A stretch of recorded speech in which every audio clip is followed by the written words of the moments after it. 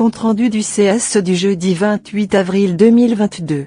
Point 2. Information. Consultation du CS sur la mise en œuvre de la politique de déplacement Alstom. Information donnée en réunion du 24 mars 2022. Votre syndicat Sud a voté contre pour les problèmes suivants.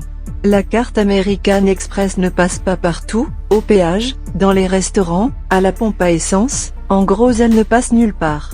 Sauf à l'hôtel, et les salariés doivent donc avancer les frais de leur poche, au lieu d'un paiement différé que procurer une carte de paiement d'entreprise. La politique de déplacement ne prend pas en compte les éventuelles remises en place du pass vaccinal et qui empêcheraient de pouvoir prendre le train pour certains salariés.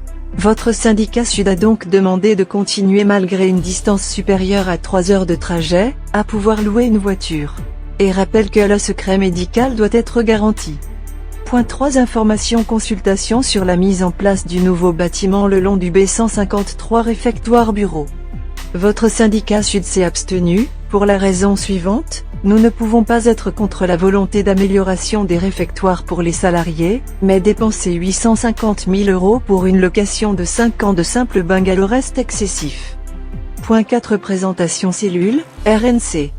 Cette cellule de contrôle qualité traite des problématiques de mauvaise qualité des pièces, et trouver des solutions dans un temps limité. La direction annonce le recrutement de 7 à 8 postes de prestataires. Pour le syndicat Sud, il n'est pas acceptable si nous avons des salariés qui ont ces compétences sur notre site.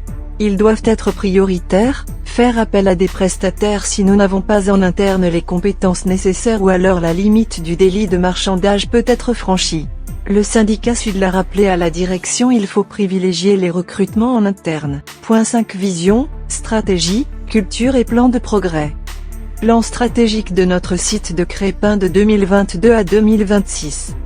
Nous aurons une forte charge de travail avec les projets déjà en cours hérités de Bombardier. La fin du NAT sera compensée par la montée en puissance du RERNG et du MF19.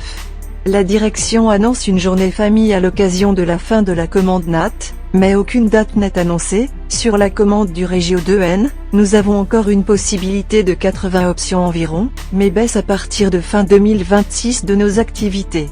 Alstom ne nous propose pour le moment aucun grand projet et ne réduit pas nos inquiétudes sur notre avenir dans le groupe Alstom, malgré les beaux discours. La prochaine grande appel d'offres ne sera que d'ici 2027 avec le RERC. Reste l'option de la rénovation des trains à mi-vie, mais rien n'est certain. La charge de l'ingénieur baisse dangereusement après le développement en 2020 à horizon fin 2022, même si la direction se veut rassurante, et pense pouvoir développer des collaborations entre les sites de Crespin et VPF, vos élus ne voient rien de concret.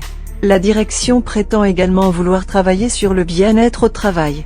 Réduire la pénibilité physique et les risques psychosociaux alors que depuis plusieurs années votre syndicat Sud réclame non seulement la quantification de RPS dans le document unique, mais aussi un accord sur la qualité de vie au travail sans que la direction ne nous mette autour de la table des négociations.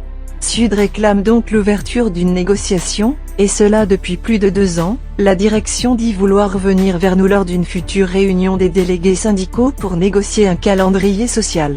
Affaire à suivre. Point 6. Sécurisation. Entrée loge 1, place des ateliers.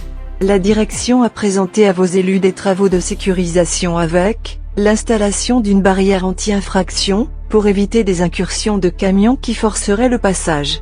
Pourtant pendant plusieurs mois l'accès de Sirail avec notre site est resté grand ouvert et visiblement là aucun problème d'incursion. Le point 7 sera évoqué lors d'une prochaine réunion du CSE.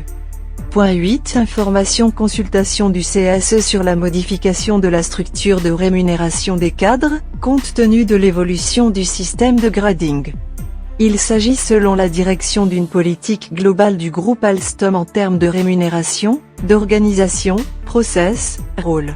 Il s'agit donc de mettre en place une classification globale à Alstom et donc passer d'un système de classification Bombardier à celui de Alstom.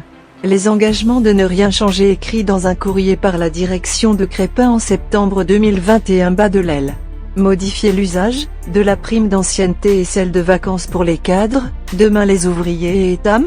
Nous avons déjà perdu l'usage des vacances de printemps, il faut le rappeler, même si la direction prétend le contraire. Dans ce bonus que seulement certains cadres auront, dont 60% sera calculé sur les résultats de la performance des cadres concernés mais aussi rémunérés, sur la base des résultats des bénéfices du groupe Alstom, non pas de Crépin, mais payés par les finances du site de Crépin, donc un impact sur nos résultats financiers. Il faut donc comprendre, les ouvriers, les étames et les cadres non éligibles au bonus n'ont pas le droit à une participation aux bénéfices du groupe, mais voient des directeurs privilégiés profiter de plusieurs avantages où ils pourront cumuler leur bonus, la prime d'intéressement et la participation aux bénéfices d'Alstom Crépin si bénéfice il y a bien entendu. En gros le beurre, l'argent du beurre et la crémière. Nous souhaitons tout simplement une prime pour tous les salariés, non pas seulement pour certains. En ces temps difficiles pour le pouvoir d'achat, le prix de l'essence exorbitant et l'explosion des prix des denrées alimentaires. Comment accepter cela quand Alstom Group nous refuse toute intégration à la participation aux bénéfices du groupe? La direction d'Alstom met en place une mesure de classification, alors que nous n'avons rien demandé, en venant le plus simplement du monde instaurer une lutte des classes sur le site de Crépin, entre nos collègues cadres qui auront accès à ces primes et les cadres non éligibles, les ouvriers et étames. Il n'y aura pas de mise en place de ces classifications chez les ouvriers et étames, déclare la direction, qui n'ont de toute façon pas le droit à un bonus.